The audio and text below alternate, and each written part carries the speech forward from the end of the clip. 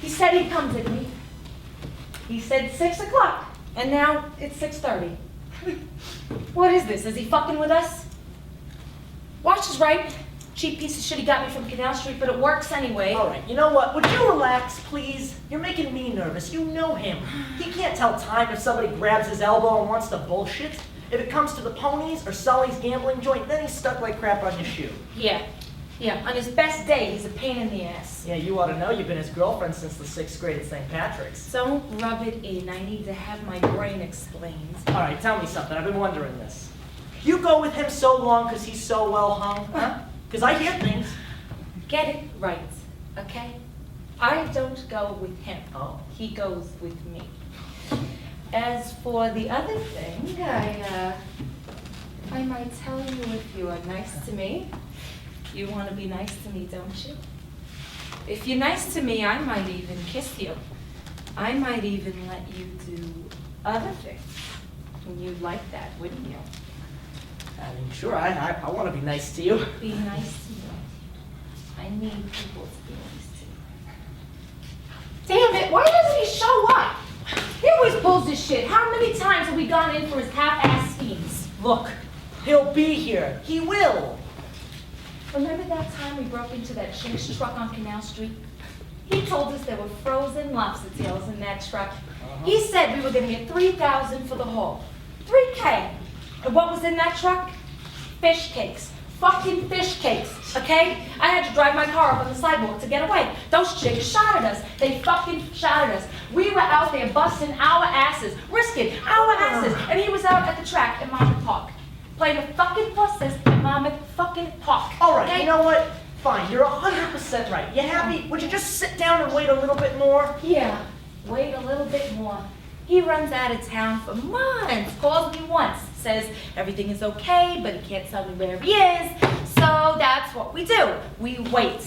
Like idiots. For what? Can you tell me? What? Yeah, sure. Hey, see, he's here. I told you he'd be here. Yo, my peeps. ¿Qué pasó? How's it hanging? Oh. Hey, I remember those sets. Hey. Better than ever. Hey, you get the axe, I'll get the saw. We'll cut off the leg of my mother-in-law. Come here. Oh, I'm so glad to see you. 2 months we've been taking a round together, and now finally we're all back together. Hey boys, can I break in, huh? Do you want to rent a room or what? Do you remember me? Tiziana, baby. How can I forget you? Tell me the truth. Are you still a virgin? Hey, don't be such a smartass, okay? You've been gone for months, and lots of guys want to take me out. Anywhere I want. Vegas, the Caribbean, anywhere I want. Please, forgive me. I've nice to left you, I swear. 2 months now, sex has been going crazy. Hey, you're in deep shit, okay? You ran out of town for months without a clue, and now you're back here and you run your act and you expect us to just fall right in. Well, I don't like it, okay? You owe us. You owe us the respect to tell us where you were, what went on, and why just one fucking phone call. Yeah, you're right. I've been far away. I was in Rochester, really. I was laying low. Got back 2 days ago. Rochester? I don't even think I know where the hell that is. Yeah, ha, I know. All the west, close to that big lake over there. Jesus, what were you doing? Working on a farm? Me working on a farm, my drill bagging shoes. You're secondhand. Shut up. Come on, give. What were you doing in Appleville? I was looking for my cousin Charlie in his hardware store. How many cousins do you have exactly? About 14. And you don't? You're in charge of this old candy store because of the Petrosine's third cousin. Hey, what about Rochester, huh? I got jammed up. About 2K of Frankie C. Cookers and go off the track. The fucking Belmont sticks, I tell you. It's cooked. You borrowed $2,000 off the worst shy on Mulberry Street and you pissed it away at the track?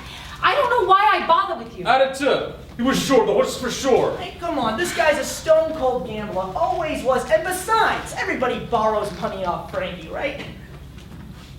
Oh shit, you did something, didn't you? What did you do? Yeah, I got on late in the vig and Frankie squeezed me for it. So? I was at Pat's restaurant, the one on Prince Street. I was with Eddie and his wife, and Frank came to the table trying to jerk me around. I told him to go fuck himself. Uh-oh. Yeah, next thing I hear is Lamont around and talk to me. Jesus Christ, LaMotta? I hear he's not such a bad guy. When he breaks your finger, he gives you a choice of right or left hand. Yeah, ain't that great? So, took her around to Rochester. Because in Charlie's a good guy. Nice house, kids, Yeah. his wife, can't give a shit though. Irish girl, you know, makes mini pizza and English muffin. Good looking baby. Ow, I was waiting for that. Good looking, huh? What were you doing? Crawling all over her while your cousin was working nights at the hardware store? Ooh, that hurts, baby. You wouldn't believe how good I was. I had to make a peep rose in Rochester. I laid so low it was invisible. All I wanted to do was get the money to pay Frankie off and get back to Mulberry Street. But I did learn some very interesting things about that place, about Rochester. So, did you get the money? Did you actually pay off? Yeah, my Uncle John been walking in the social club. He arranged to sit down with Frankie and Large Tony. Jesus, Mr. Antonio. The big leagues, wow. Is that it?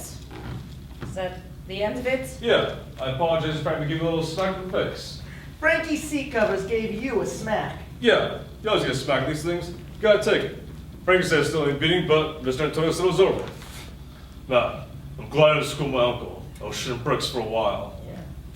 So now we're back together. For what that's worth. Come on, easy, baby. What are you two doing? You still waiting at the diner? Yeah, 3 nights a week, business is shit. What about you, huh? Passed test for pimp school? Nah. I'm still making deliveries for Petey on his bread truck. I gotta go out to Queens all the time. Pain in my ass. Yeah, and I can live for someplace 10 bar. So, we're back to where we usually are. Up Schitt's Creek without a paddle. No, fuck you, okay? Who are you to bitch? You're back here without 2 nickels to rub together. You didn't give a shit about us when you were up in Rochester, so what do you want?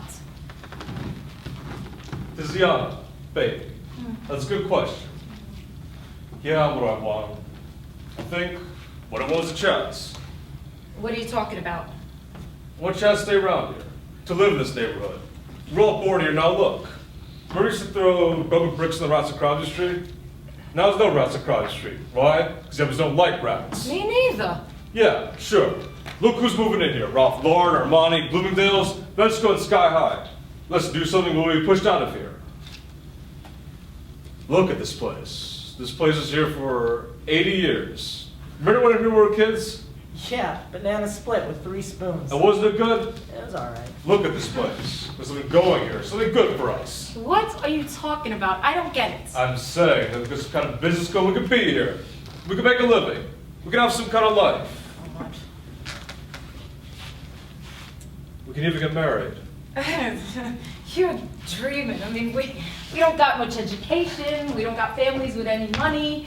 My papa's still working 2 jobs to put food on the table. Yeah, just what I'm talking about, can't you? Yeah, I can, Nikki, but guess what? All that shit takes money. And every time you get some, you blow it on the midnight blackjack game of the ponies. So I don't really know what we're talking That's because about. there isn't enough money to start something. Oh, okay. Why John went the track with the card game is trying to win enough money to start something. Some kind of business. If I had that, you'd never see me the track again. I don't know. I still don't get it. See this place? It's a good space for restaurant. We get the ovens, everything, the stores, the Bowery. Best prices anywhere. Without sweat, fix the place up. We keep the name. Petrosini's Ice Cream Parlor is now serving the great cuisine of Bari. Hippies love shit like that. But why Bari? Why not Sorrento? Ah, my grandmother came from Bari. Yeah, who's gonna cook? Not me, and not you two. Hey! This is little Italy. If we can't find a breeze cook, we might as well kill ourselves. Okay, here's the big one. What about the money? My mom's brother, Arthur Avenue, is doing pretty good with contracting business. He put up some cash. And more important, work out a loan for us. See- So kind of mortgage. Another relative. I knew it sounded too easy. It's not easy. We have to do our part. It'll come with some money. Our share. A lot of money. If we do that, I'll control the ball. No questions asked. Okay, that brings us back to the money. Where do we get a lot of money? Ah! That's where Rochester comes in. What are we gonna do? Go up there and be fruit pickers? Hey, sure about it. Rochester's a big city. Big enough out kind of people up there. Oh, I'm sorry. You mean guys like Mr. Antonio? Made guys. You know what I mean? Good people. And how do we get some of that good? I was busting my ass at the hardware store. I was also doing something else. Out in the country by the lake, there's a big old place. Big wooden job. It's a roadhouse, kinda. You know, beer and hamburgers. But on the weekend, they have a back room where they're a high-stakes poker game. Oh, yeah, exactly what you fucking need. I'm getting the hell out of here. No, listen to me. No, it's bullshit. I have had years of this Listen shit. to me. Please. I'm asking you, please. Stay. You always pull this shit on me. You got no heart. Just go on with what you were saying about Rochester. Where do we fit in exactly? This poking was all Friday night and Saturday, 4 to 5 a.m. High-class businessmen, dentists, couple of lawyers, table stakes. On table 3, I've seen maybe 25K sitting there. 20,000? Jesus, who's running this? Big guy named Carmine. Then was one of them cows up there. He was on Mulberry Street showing all the shoes off, so he would ask for directions. If you weren't playing in the game, then how do you know this? How do I know? With a couple times away. Oh, come on. I was in charge, took me out for a burger. You're the bartender. Seems they're short-handed, so I put in for a few shifts. You know, making sandwiches, handing out drinks, emptying out ashtrays, shit like that. And what does any of that have to do with us? That's how we get our cash to the restaurant. We knock the game over. What? We stick it up. Christ. You mean rob them? You've never done nothing like that, Nick. Yeah, we've done some stuff, but how the hell can we do this? This ain't our league. Could be. Do it one time, never again. Jeez, I don't know. I I still do. don't know. Worked it all out. Here's the layout. Here's the house. A gravel drive leads up to it. Maybe 15 yards to the road. Thick bushes all around. We're in the country. It's dark. Off the driveways, the road leads to a bridge across the neck of the lake. Once over there, with the main road heading east. We're gone.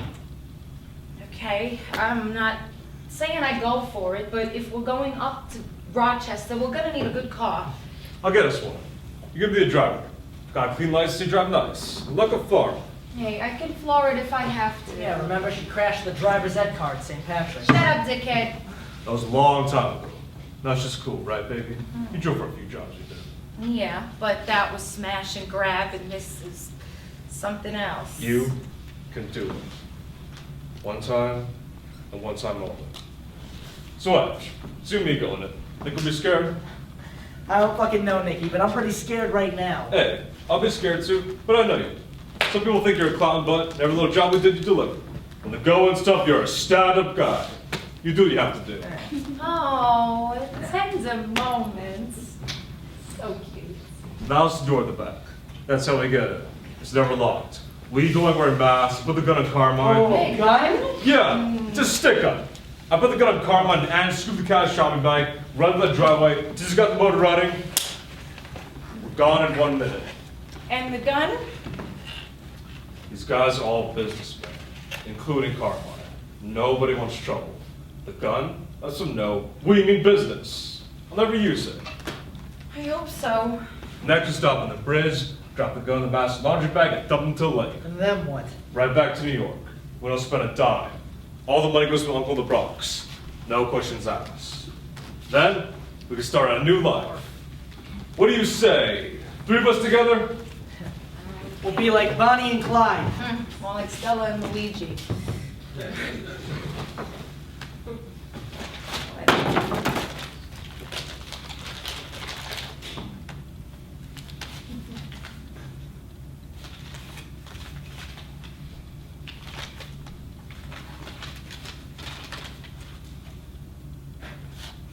Jesus, is it loaded? Oh, yeah. Wow, this is something we never did. Don't worry. I'll never use it.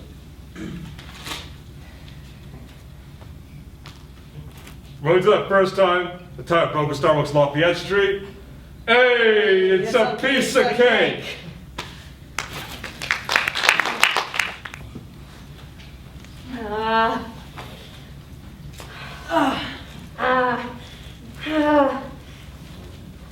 Oh, my ribs hurt. I think some of them busted. Those bastards kept kicking me. Those dirty bastards. God, that freak Lamada. I think he broke my thumb. How is he? What do you think? He's wrecked. He wrecked him. Do you think he's conscious? I don't know, Tiz. They pumped him up with something. They shot him in the arm with something. He's out of it.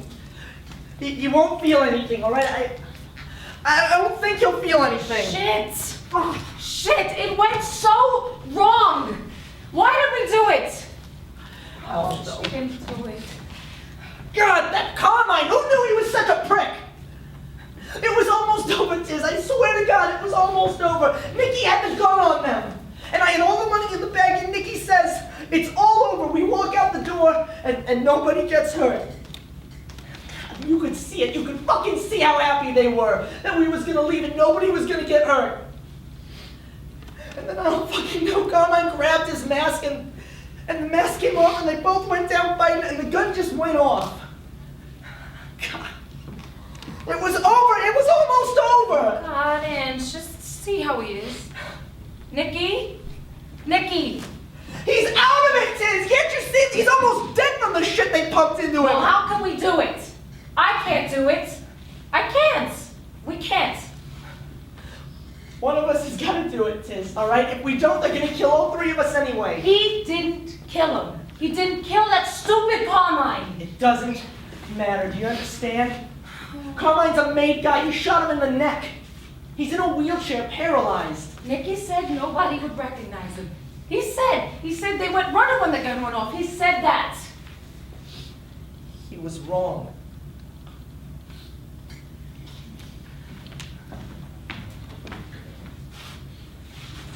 Why don't you just come in and kill us? Why do we have to do it? Because they don't want us. They want Nikki, and they know if we do this, they can hold it over us for the rest of our fucking lives. But Tiz, if we don't, they're gonna kill us all anyway. You have to do it. I can't. I couldn't. I don't want to do it. Fine. We'll flip a coin. That way each of us gets a chance to not do it. Just call it in the air. Heads. I can't do it. You lost. All right, the gun's got one bullet in it. Pick it up, just put it to his head. I can't. Please. You lost! The toss, it was fair! Please, I love him. We were gonna get married. What about us? Oh, we was little together. We played stickball. We had sodas in this place. You can do it. Remember what Nikki said. You would do what you had to do. If it come down to the end, you could do it, whatever it was.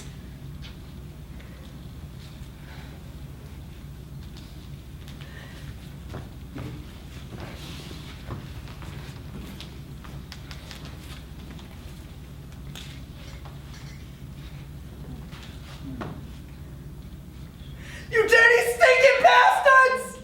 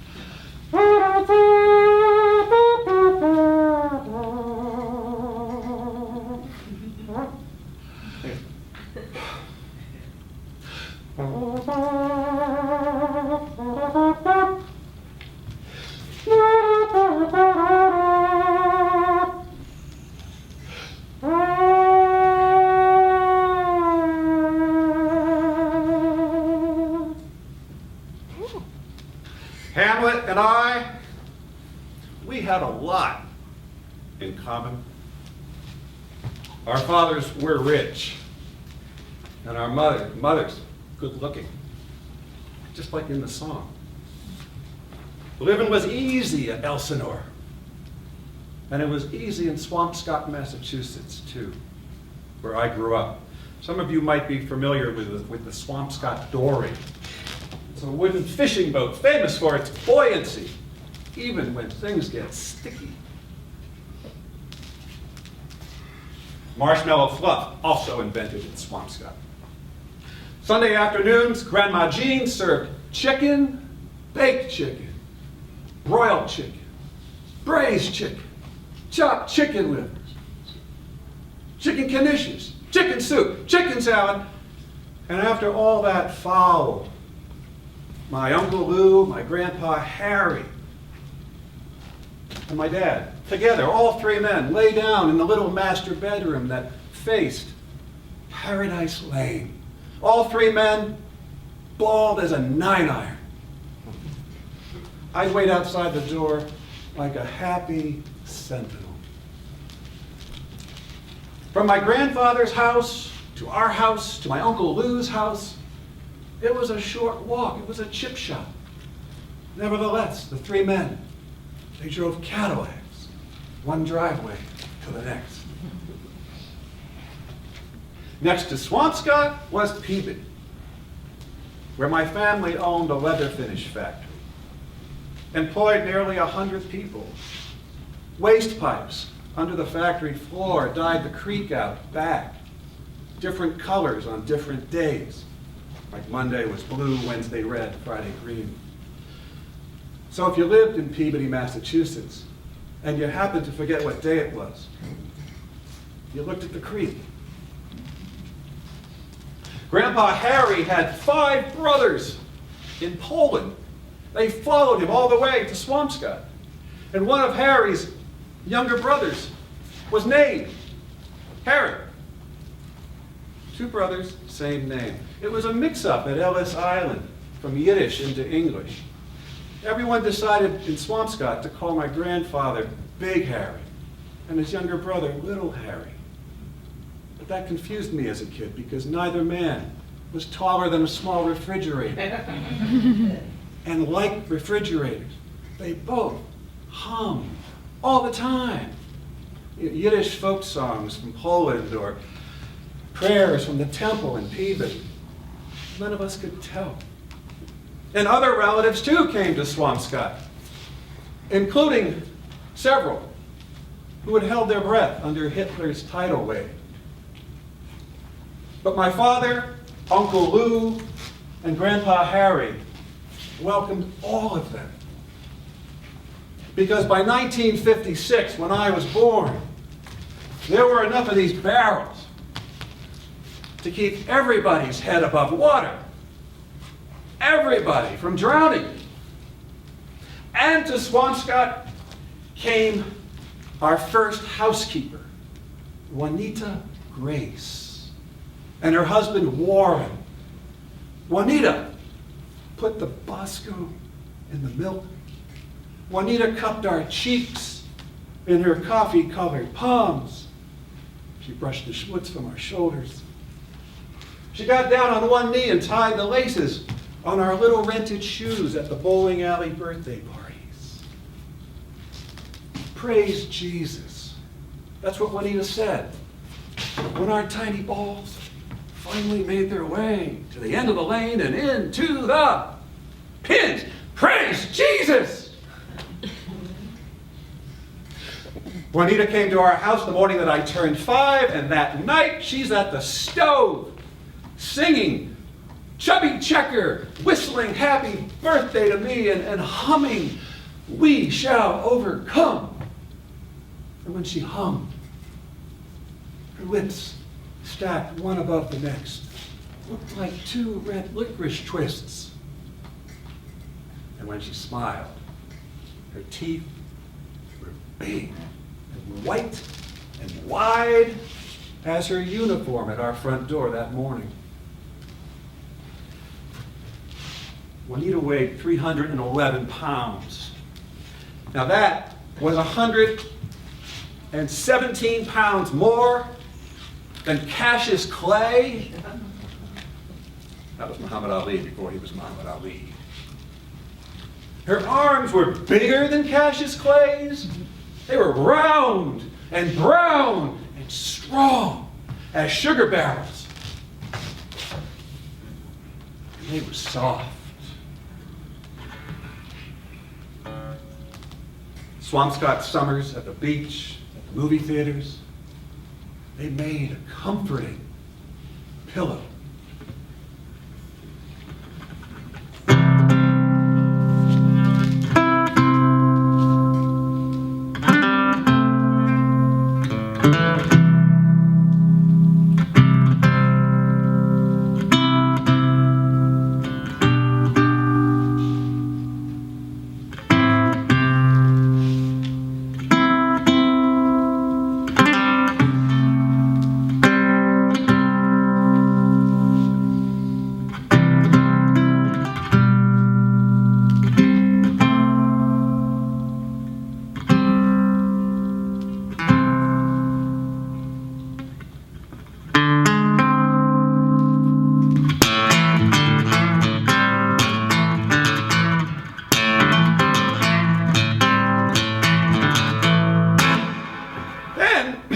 Came the winter of our dislocation.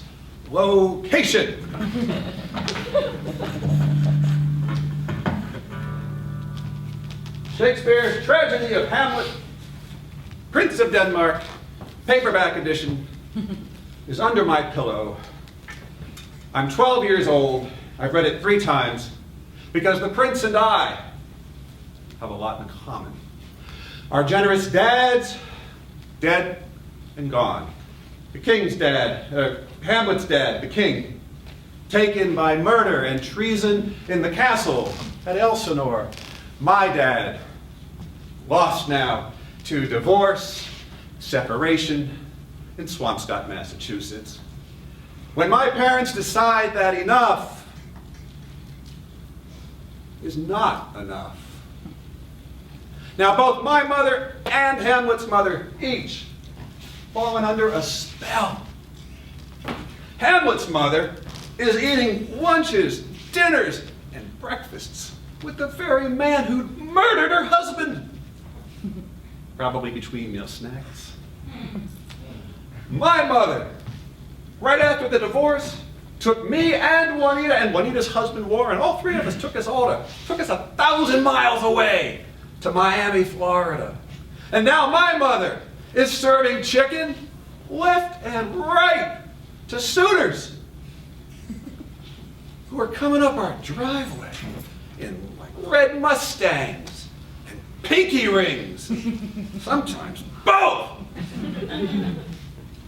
She's in the dark. What can I do? I'm 12. What can Hamlet do? He's 18.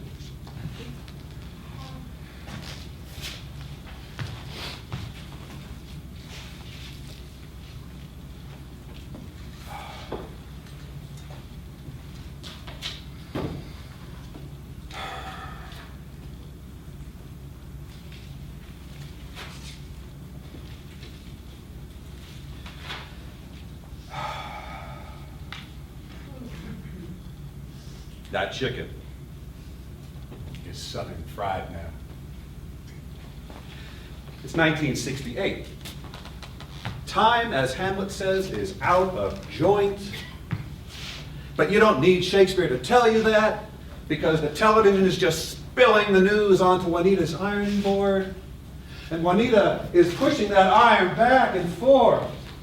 And she's crying, starching our napkins with her tears. This just in.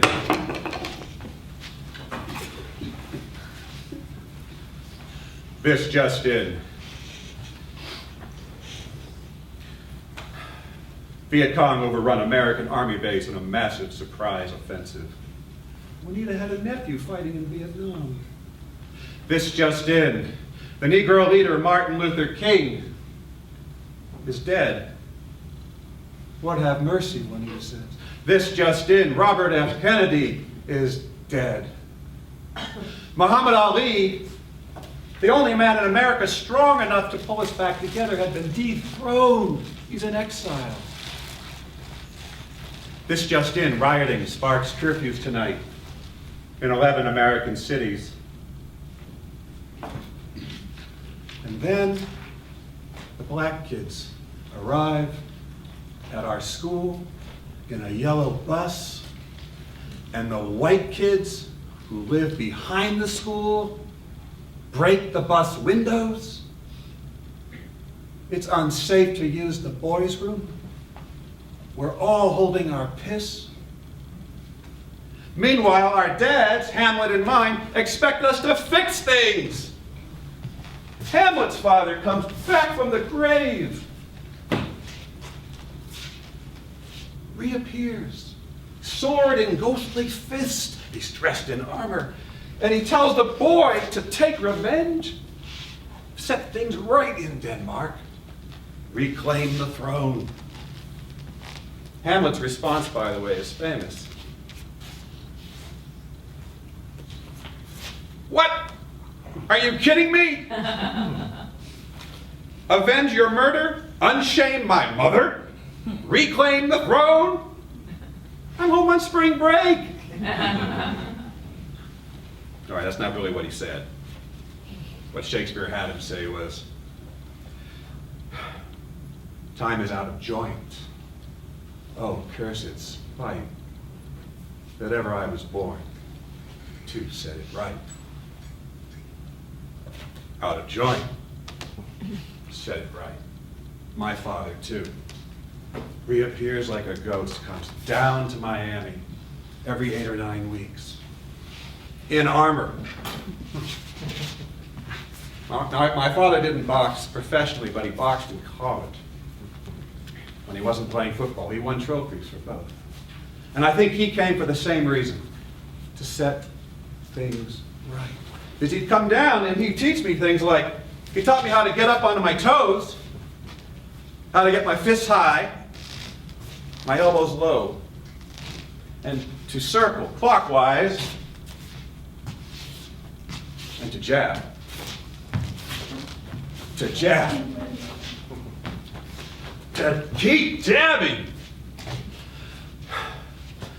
And I wanted to. I tried to. One Friday morning, right after Christmas break, I come across a throng of kids in the hallway. 2 black girls are on the floor in a vicious embrace. And I recognize one of them from Black History class. I'm the only white boy in Dade County, Florida, taking Black History. The girls have their blouses torn, their raised skirts, askew legs. It shows everything. And there on the linoleum tile, they look to me more fierce, even than the white boys who live behind the school. Well, the circle closes tight around them. And soon, a scream comes from the center, so sharp, it sounds like a sacrifice is happening inside. And then teachers break into the circle, but it's too late for the girl that screamed. Ripped through the lobe of her blood-soaked ear, an ivory earring lay on her lap. And I bend over to get it. After they're dragged past me to the principal's office, and I can't look either girl in the eye. But when I bend over, these guys in the circle, white and black, both, they give me a look as if to say, why are you bothering with that? So later that day, one of the boys from the circle finds me out on the path that leads out to the teacher's parking lot. It's a wet path because it had been raining for 3 or 4 days that week. And now this boy has a strange name. It's Elmo or Elma. I'm not sure, but I know he's in my homeroom. He wears the same white t-shirt to school every day, except when it rains, and then over that he wears this blue rain parka that is way too big for him and advertises bourbon right here. His arms are scabbed and his lips are cracked at the edges, and around his eyes is this crust, which is on his eyelids too. You know, in homeroom, none of us want to touch him, and if he has any friends, I don't think they go to our school. So Elma finds me on this wet path, and he comes in close. And he's smiling, and he whispers to me, "Nigger! Nigger lover! Who's your daddy?"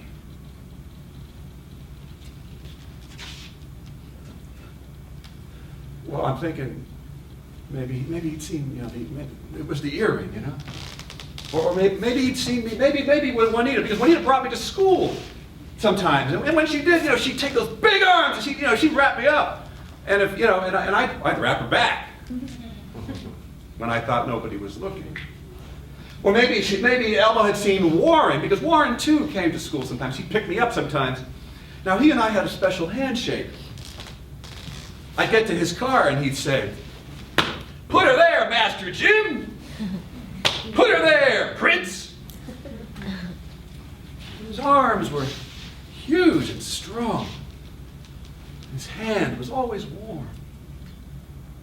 Warren taught me things. He came over to the house often. He taught me how to fish in the pool out back. We cast into the deep end. Breath mints for bait. So it doesn't matter what Elmo was thinking. I put my books down, I get my fists up, I get my elbows low, I start to circle, but it doesn't work! Elmo, he gets his hands around my knees and thighs and he pulls me to the pavement or this path, and I'm on this wet thing and I'm on my back now. His butt is on my stomach, his knees are on my neck, his fist is up above his head and I can't breathe. Now suddenly, Elma's face is right above mine. And all I'm thinking is, don't let any of that crust fall into my face. Elma's fist is up like this, he's grimacing, and then suddenly, strangest thing, there's a flash of pink. It comes from out of nowhere. Pink! And it turns out it's a hand, but it's not Elma's hand. Elma, it's not his hand. No, it's my own hand, and I see my hand suddenly rooting around in my own jersey. And it's going down and it's coming up with my own mezuzah. Now, Elma had never seen a mezuzah before because only Jewish kids wear these. And inside each is a little scroll with a Jewish prayer. And suddenly I see my fist raising my mezuzah in Elma's face like it's a cross warding off a vampire. And I hear myself start to say the prayers that we've been learning in 7th grade Sunday school. I'm saying, I'm praying to the Jewish patriarchs, Shema Yisrael, Adonai, Eloheinu. I'm praying to, Abraham, Isaac, Jacob, and Moses, played by Charlton Heston. But in my moment of greatest need, it's not the Jewish God from Sunday school who appears to me. No, next to Elma's head, I see Jesus. That's not the God from Hebrew school. That's not Miss Finkelman's God. Miss Finkelman, teaching our Sunday school class fresh out of Brandeis in a gray cashmere V-neck sweater, teaching us how the Orthodox Jews pray. It's called davening. And she's showing us how they daven. They rock forward and back and forward and back in her V-neck sweater, revealing Miss Finkelman's soft, round. How we love that lesson! But no, next to Elma's head, it's not the Miss Finkelman's God I'm seeing. No, I'm seeing Jesus Christ. I'm Jewish, but I've conjured the baby Jesus, Juanita's Jesus from 17th Avenue Baptist Church in South Miami. And guess what? I think Jesus heard me. Because Elma relaxes his fist. Praise Jesus. He says, now looking very confused, he says, if I let you up, do you promise to give up? There's no teachers around. Yeah, of course. But then he gets up, and then he extends his hand, and I take it, even though it hadn't probably been washed since Christmas Eve. And I get up. Well, I don't wait even 2 seconds before I get my fists up high. I take a wild right hand swing at his head, and it misses by a mile. Now, of course, he retaliates. One of his fists catches me on the chin, pow! Another fist catches me right above the eye, pow! And a third one knocks me right on the nose, which begins to bleed immediately. Now, Elma, he has a right to punish me now, but he doesn't. He just stops and stands there in his white t-shirt, which now has my blood on it. And I try to block the blood gushing from my nose, and he sees that and says, I'll get some ice for you. And he runs to the coach's office. I can't stop him. When he comes back, the ice it's in a brown paper towel, which is already torn apart because of the wetness. He says, why didn't you quit? I didn't want to hurt you. He takes some cubes in his hand and puts them to my brow. He's pardoning me. I don't want him to. When one of those cubes falls to the ground, he picks it up, puts it in his mouth. He says, why didn't you quit? I didn't know if I could tell him that yesterday in the rain, big rainstorm, I find Warren and Juanita together. They'd come to the school after school, together under umbrellas. They're on the front steps in the rain, each under their own umbrella, waiting for me. Just standing there with all the white parents, the white mothers, the white fathers. They shouldn't have done that. I tried to ignore them. I come out the door, I look right past them. Pretend I don't know them. But I can't ignore them. I can't leave them.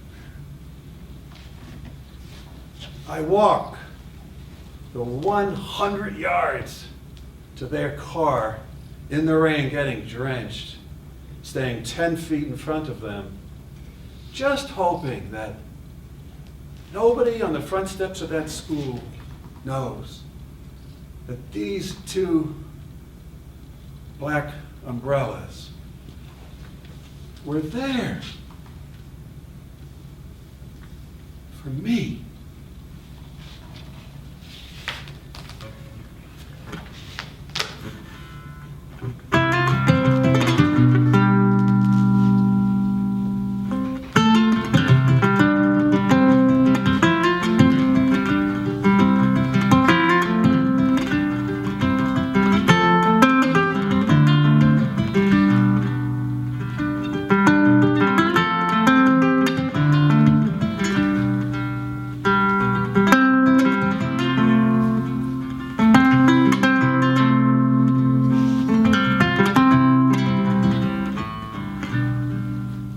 Elma and I, and that was his name. Elma, yeah, it comes to me right now. Elma and I, we just stand there side by side, chewing that ice. The next day, my father reappears from Swampscott, flies down. Together we check into the Doral Hotel, the biggest and newest on Miami Beach.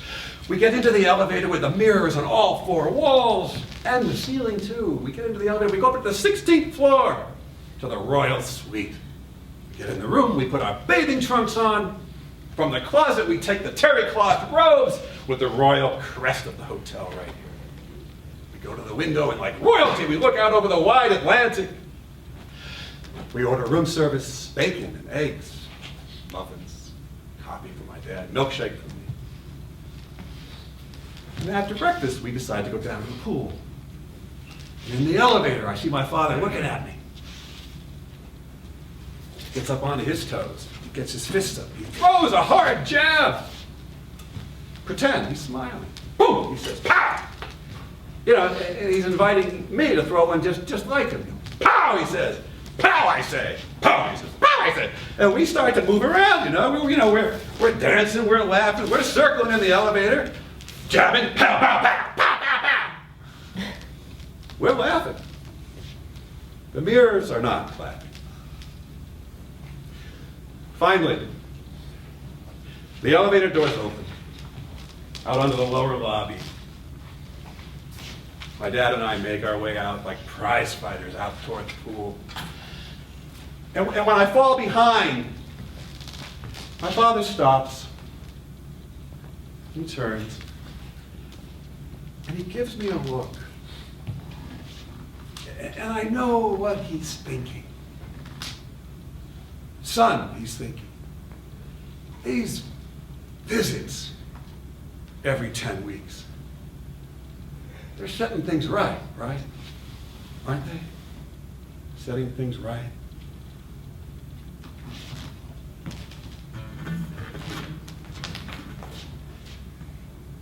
I don't correct him.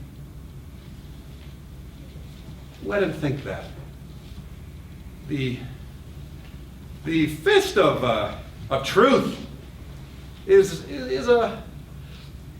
it's a cold one, needing that glove of forgiveness. I knew that time would heal time's joints. You know, my king was gone, but my dad wasn't. That would be enough.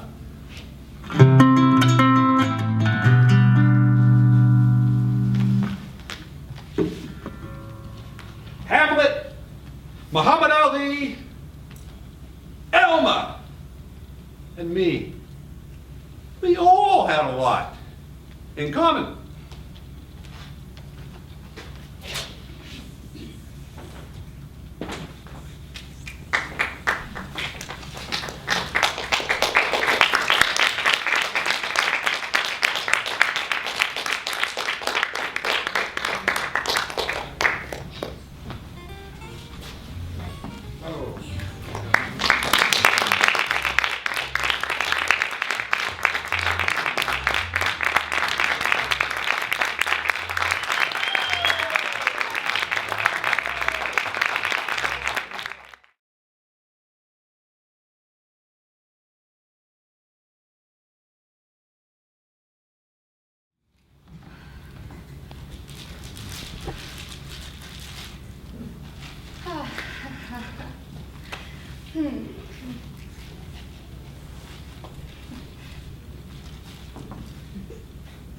What is taking them so long, huh?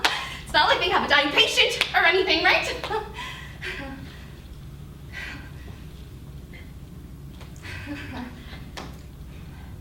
How are you feeling, honey? You know, I knew this had gotten worse. Oh, crap. What are we gonna do? Oh, crap. Oh, crap. Crap.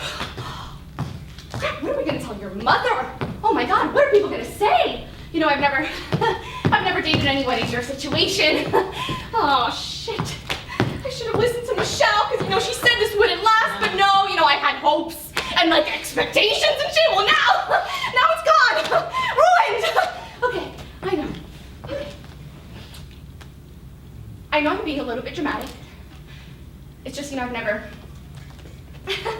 never dated anyone in your situation before. I know what you're gonna say. Oh, baby, please, you know, it's fine. This never happens. Well, you wouldn't believe how many times I've actually heard that before. You know, like the excuses that guys just come up with.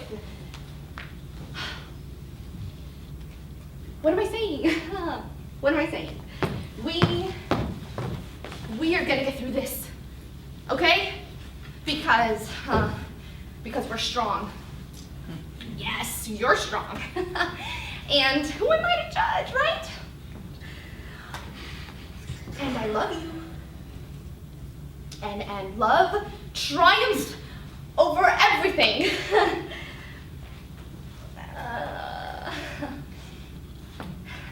Why aren't you saying anything? Say something. Anything, talk! Oh, okay. He's here. Okay. Hello, Dr. Wilson. You're not Dr. Wilson. Dr. Wilson's currently on vacation, so I'll be filling in. And are you sure you're the right person for the job? What does that mean? Oh, you see my boyfriend? Tony here has a very serious condition, and I just wanted to make sure you were the right man for the task at hand. Are you asking if I'm qualified? Maybe? Yes. Well, rest assured, I am more than qualified. You'd be surprised how often people ask me that. I know, I have a young face, but looks can be deceiving. Yes, looks. So, Tony, right? What seems to be the problem? You're missing an arm! Excuse me? I'm sorry, and you have an eye patch. Well, I mean, are you sure you're meant to be a doctor? I don't know, I feel like the universe is trying to tell you something here. It's not like I need both arms and eyes to be in this profession. Well, you kind of do.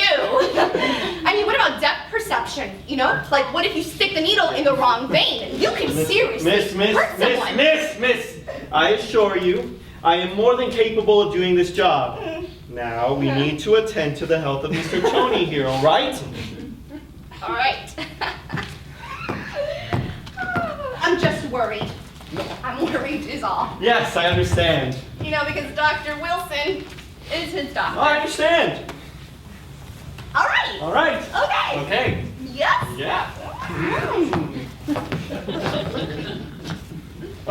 So Tony, what's the problem? I'm sorry, what was your name again? Miss, I'm trying to treat Tony. I know, it's just, I want to make sure, just in case we want to sue for malpractice or something.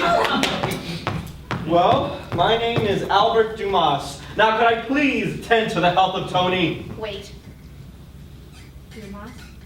Hey, is that like a fancy way of saying No. It's Dumas. Dumas. Just Dumas. Because it sounds an awful lot like I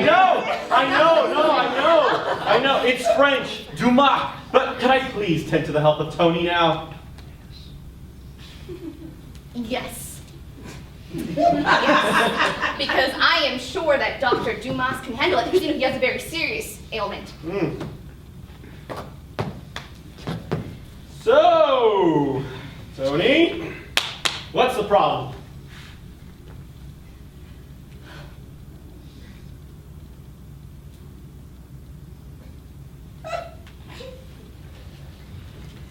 Doctor, I can't talk properly anymore. Every time I speak, I end up singing.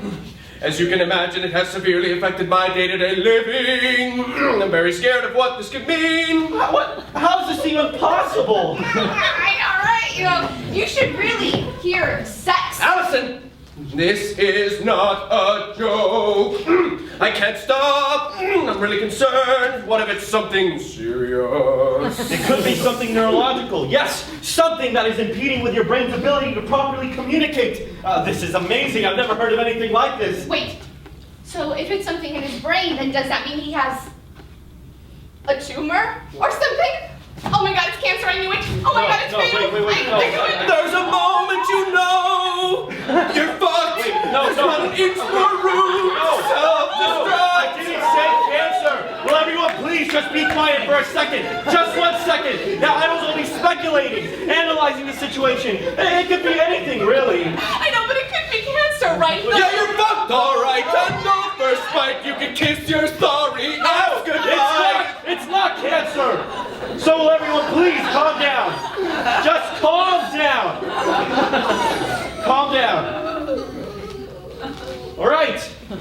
Tony, please have a seat for me. Oi. All right? Tony, please say ah for me.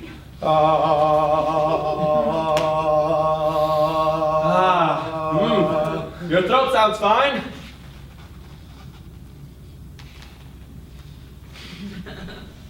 Pulse is normal.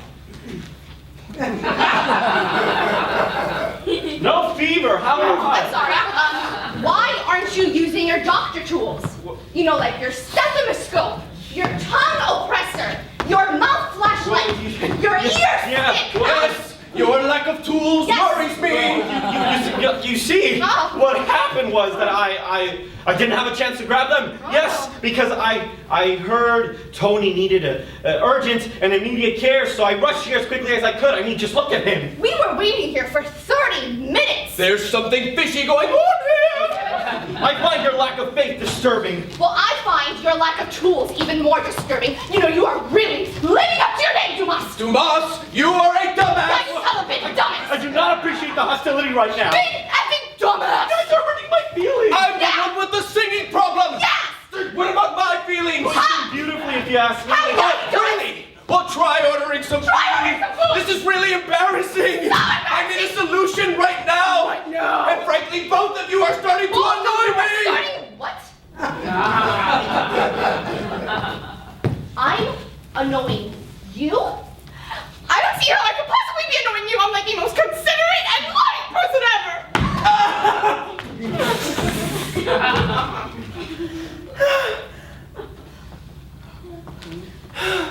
It really hurts. You know, I'm really starting to doubt you're an actual doctor. Who are you? I love this song. Who are you? Who are you? Who are you? Who are you? Okay, I'm not really a doctor. I knew it. I knew it. I bet that eye patch and that arm are fake too. No. Those are real. I'm sorry. It's just that the doctor's away, and I've always wanted to be a doctor. I'm his assistant. Okay, sure, I may not have much experience, but I'm sure that if you gave me this chance, if you just gave me one shot, I could do this. I could do this. I've seen more than enough House and Grey's Anatomy, so I know I can do this. Please, come on, that has to be worth I'm sorry. something. No, I'm sorry, please. but Tony's not going to buy into your pathetic attempt to play doctor. All right?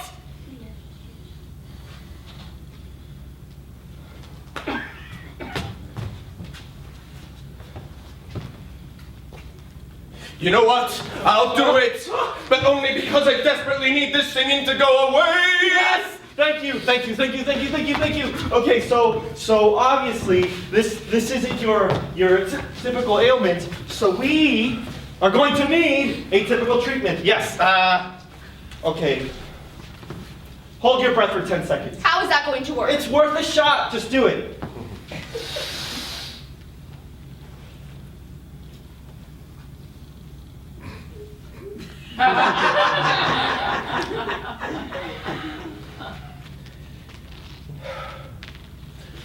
Okay, I think it worked. Baby! Oh no, it turned into something else! This isn't funny, I don't want to do this anymore! Now this is progress. Let's scare it out of him. Are you treating the hiccups or the singing? It's worth a shot. Let's see. Are you scared of the dark?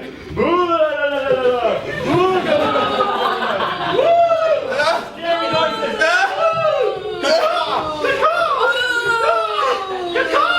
You know what? This is not working.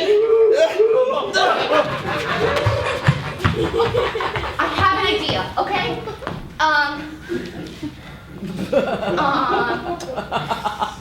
Tony, I cheated on you with your best friend. What? He didn't sing that. You did it. How could you break my heart like that, baby. You're bad. You're bad. I knew it all along. Wow, you should really try out for American Idol or like America's Got Talent, because you're actually pretty good. Ramona, no. I won't ever do what you tell me to do. Cause it's over. Baby, I was just kidding. I would never cheat on you. Okay, I was just trying to scare you. Tony!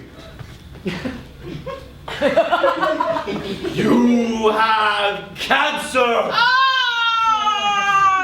I thought you said he didn't have cancer. He has the cancer! Tony! You are going to die!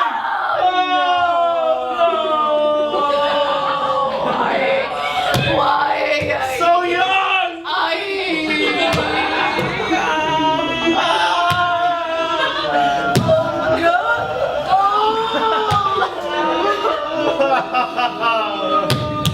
No! That ain't gonna work on me no more.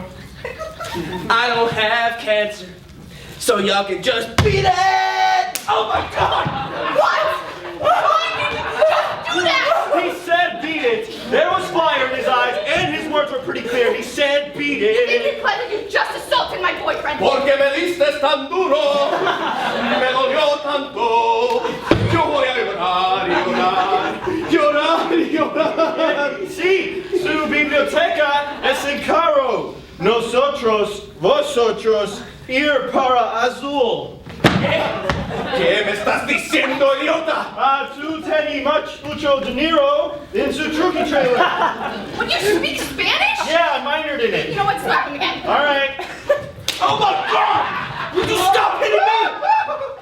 It really hurts. I'm gonna pound you and unsound you.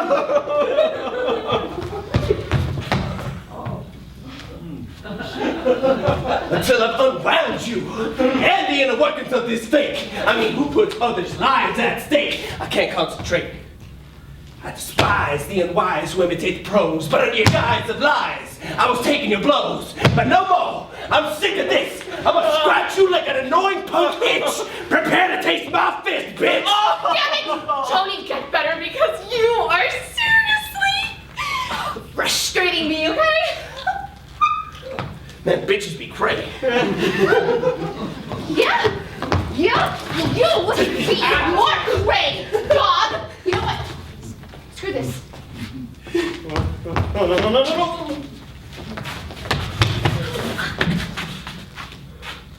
Allison Marie Hartman.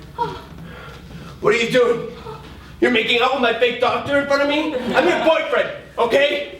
And he's a dumbass. I mean, literally, his name is Dumbass. And I've been nothing but loving and caring and faithful. And the least you could do is have the decency to cheat behind my back. You're talking again. You're talking again. Look at that! I'm back! I'm not singing! I'm not fucking singing! What happened? I don't know. I just got so angry. And I wanted to hurt him. Really, really bad.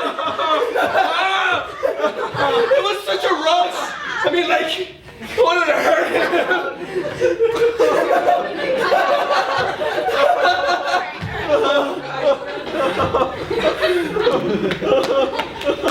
Yes, But it worked. I know. But it worked. I know.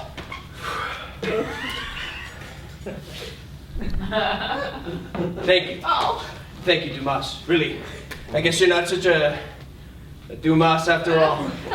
Thank you. Babe. Yes. Let's go out. Yes. Let's go to dinner. Yes. Let's take a shower. Yes. And then let's just talk about our feelings. I'm so happy to have you back to normal.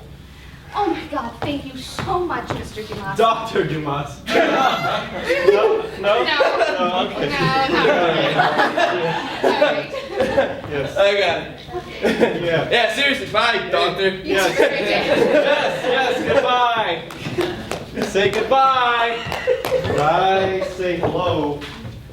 Hello. Hello. I don't know why. I say good. I say hello. Help! I need somebody. Help! Not just anybody. Help! No, I need someone.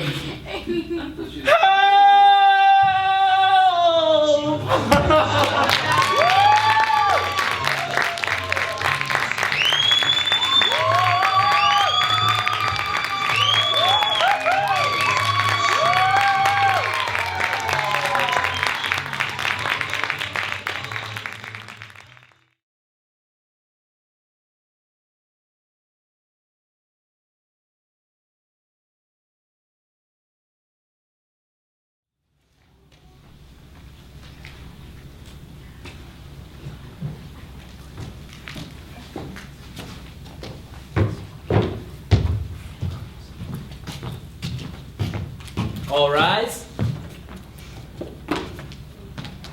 The Honorable Judge now presiding.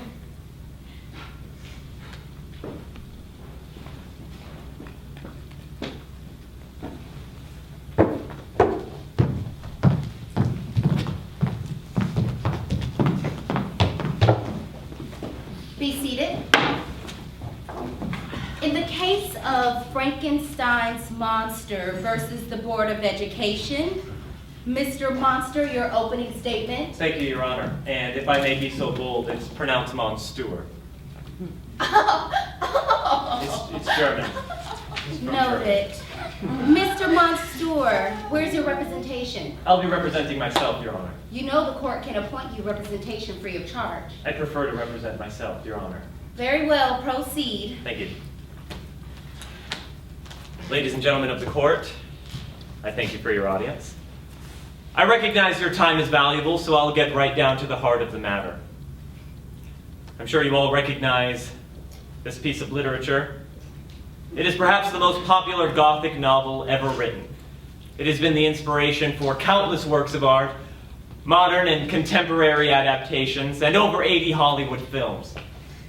Among them, Frankenstein, The Evil of Frankenstein, The Curse of Frankenstein, The Ghost of Frankenstein, Frankenstein and the Monster from Hell, Frankenstein Must Be Destroyed, and of course, black exploitation film, Blackenstein.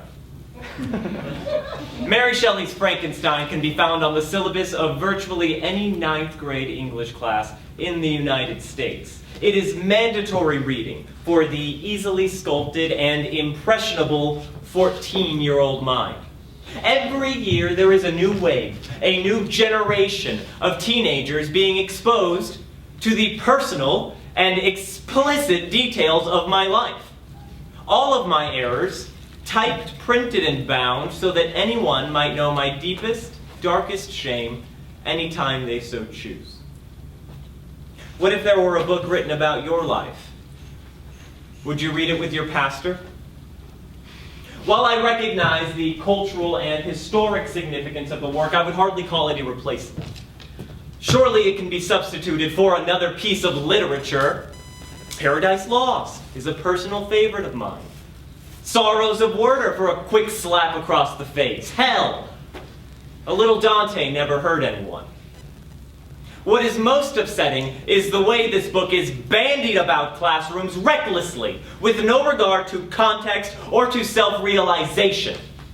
I understand a lot of things about the world and about myself that I didn't understand at the time.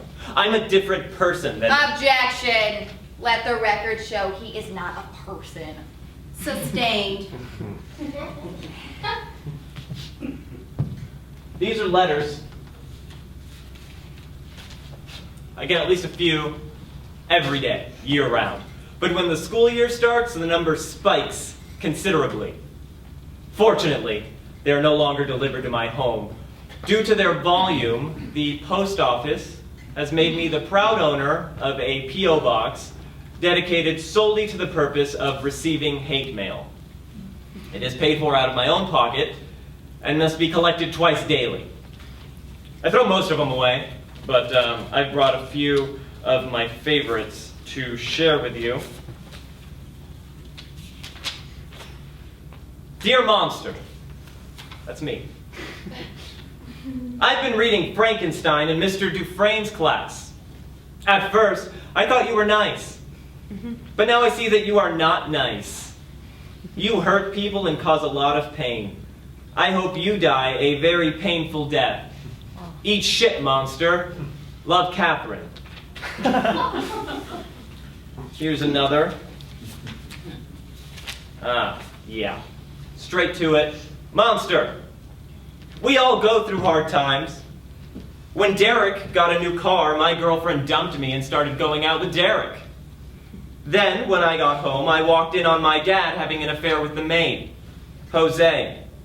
Then, my sister killed herself in the garage. Easily the worst day of my life. I was never going to have a car like Derek's. But I shook it off. I buried my sister, facilitated my parents' divorce so that they both remained civil, and moved forward with my life. My only regret is that I cut the brakes on Derek's car and he drove off the expressway. But it worked out. I framed my ex-girlfriend and now she's on trial for murder.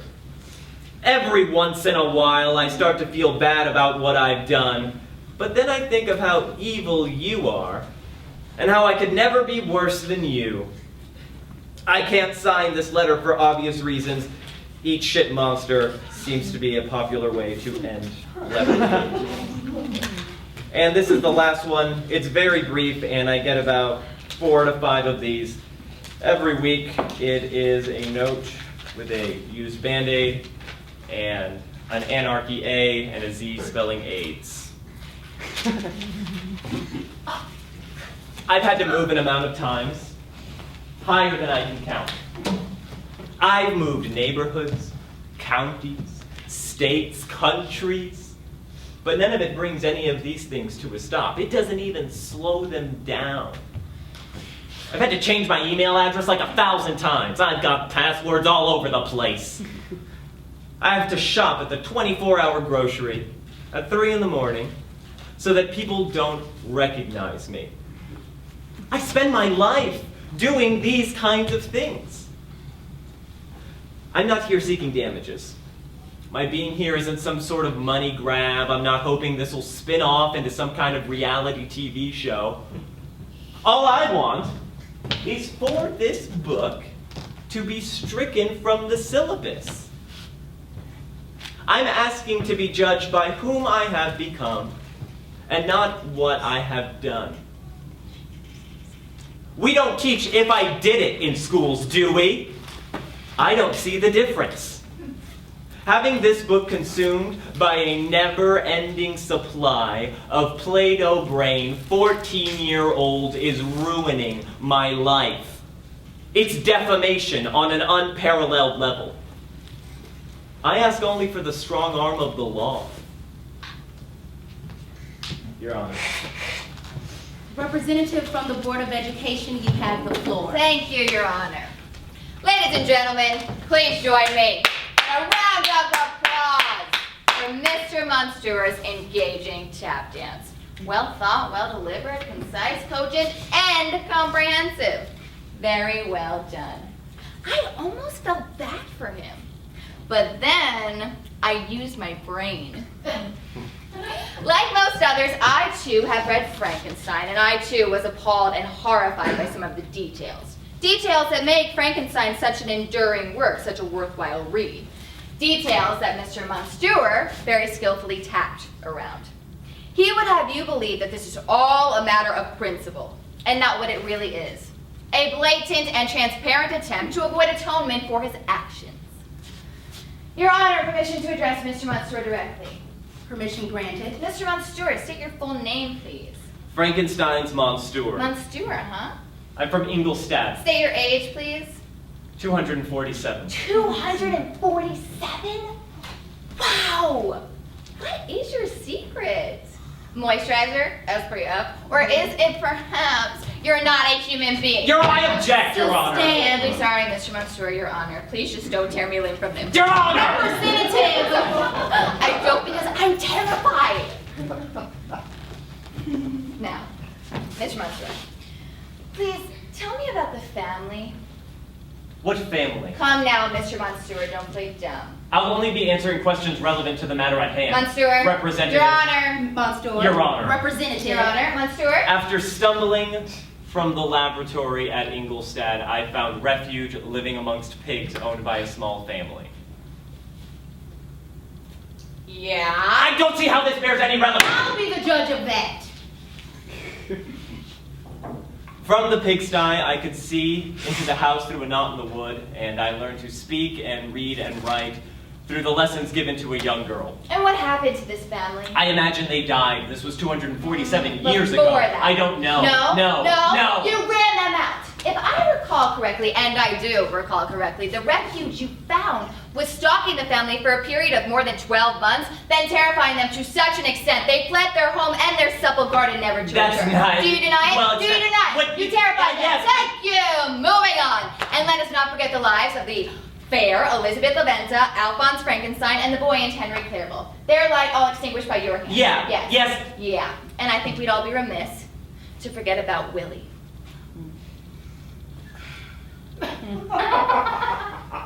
What about him? moment of silence! Have you no compassion? Wait. Your Honor, if I may read a passage. I object. As did Willie. Overruled. Urged by impulse, I seized on the boy as he passed and drew him towards me. As soon as he beheld my form, he placed his hands before his eyes and uttered a shrill scream. I drew his hand forcibly from his face and said, "Child, what is the meaning of this?" He struggled violently. "Let me go," he cried. "Monster, ugly wretch, you wish to eat me and tear me to pieces. Let me go or I will tell my father." To which Mr. Monsieur coldly replied, "Boy, you will never see your father again."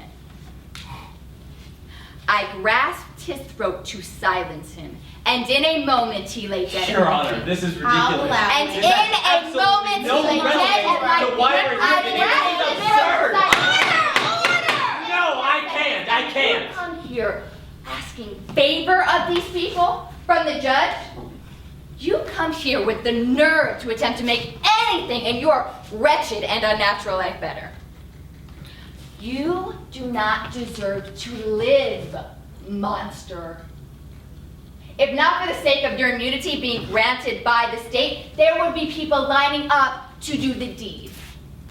The gall to think that we would have even the slightest shred of recognition for the production that you call your humanity. Though it may not come through the ravages of time, someday something will kill you, monster. And I pray to God that you have a soul, and that he might damn it to hell. That is all, Your Honor. Mr. Monsieur, you have the floor. Mr. Monsieur. Your Honor, thank you. It is difficult to refute anything that you've just heard. And while I feel it has no bearing on the matter at hand, I recognize it is something I will always have to answer to. I realize the perception of me will be skewed based upon my previous actions, and I accept that as it's not unwarranted. I want to be clear that I'm not here to try and tell my side of the story. I'm not here to try and make myself seem as though I were an innocent bystander. As if we weren't all aware enough, the representative from the board did an excellent job recounting my past transgressions. We both know what happened, and the title prescribed me, monster, was well deserved. The things I said, the actions I carried out, the behavior I exhibited was beastly. But as much as you shout in shame, it is but a ripple. If I knew how to be forgiven, If I knew how to atone, if I knew what needed to be done, there would be no measure I would be unwilling to go. I did awful things. I hated the world, I hated everybody, I blamed everybody for everything that had fallen on me. But really, I hated myself. I hated being. That misdirected hate spilled over into every avenue. My life became mired in malice and negativity. My gentle nature did make way towards fits of rage. I became what I'd been called all along. But those things I am no longer. That is not who I am. I know this to be the case.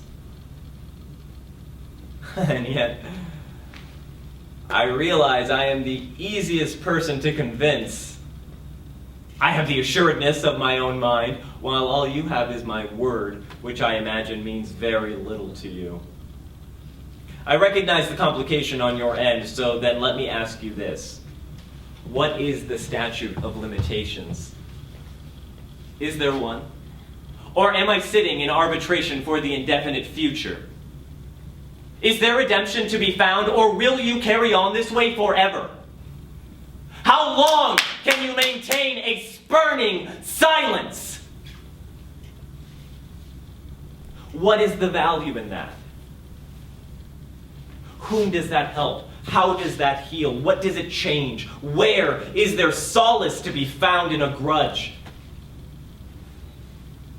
Is it not better to step cautiously towards a unified future, a healthier, collaborative future?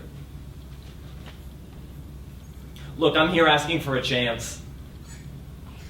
I'm asking for a clean, harmonious beginning on both ends. But if that is going to happen, you're going to have to let go of what has happened. I'd like to close with this.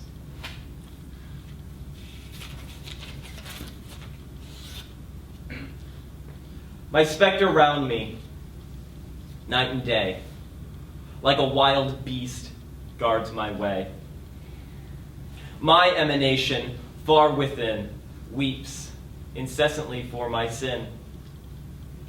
A fathomless and boundless deep. There we wander, there we weep. On the hungry craving wind, my specter follows thee behind.